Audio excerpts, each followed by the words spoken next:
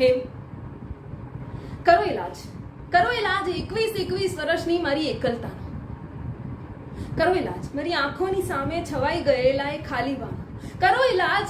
એ તમામ વીતી ગયેલા તહેવારો, એ પછી હોળી હોય કે દિવાળી, જેને ઉજવવા માટે મને જરૂર હતી તો મારા મા બાપ, પણ મારી સામે હતી તો 4 દિવાલ.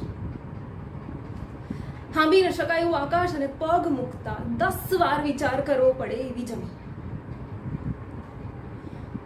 મને યાદ છે, હું નાની હતી ત્યારે મને રાતના બહુ ડર લાગતો હતો.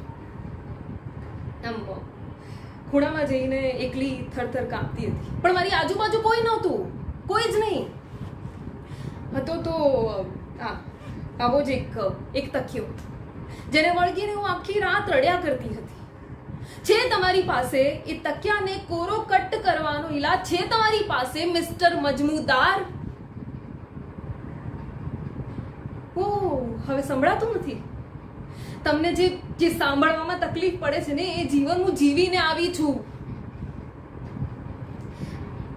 કે છે ને લોકો કે પોતાના આંસુ ના દેખાય એટલે વરસતા વરસાદમાં ચાલ્યા જવાનું, કે પછી લાકડાનો ચૂલો ફૂંકવાનો. મારા એવા કેટલાય આંસુ એ ચૂલામાં બાળ્યા છે. અરે, મને તમારી સિમ્પથીની જરૂર નથી.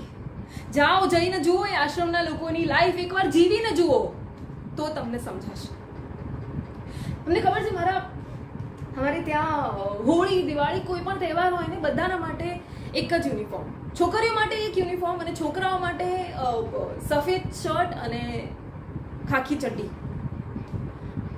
મેં સાંભળ્યું હતું પેલા દિવસે, શું કહેતા હતા તમે આશ્રમમાં ગુરુજીને, કે આવી સાદી ચપ્પલ અને ધોતી કુર્તામાં જીવન કેવી રીતે વિતાવી શકાય, હે ને?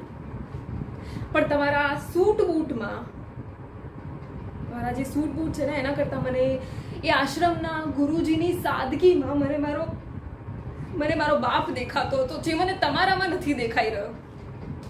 ત્યાંની દરેક વ્યક્તિ મને મારા પરિવારના સભ્યો જેવી લાગતી હતી, પણ અહીંની દરેક વ્યક્તિ મને પારકી લાગી રહી છે.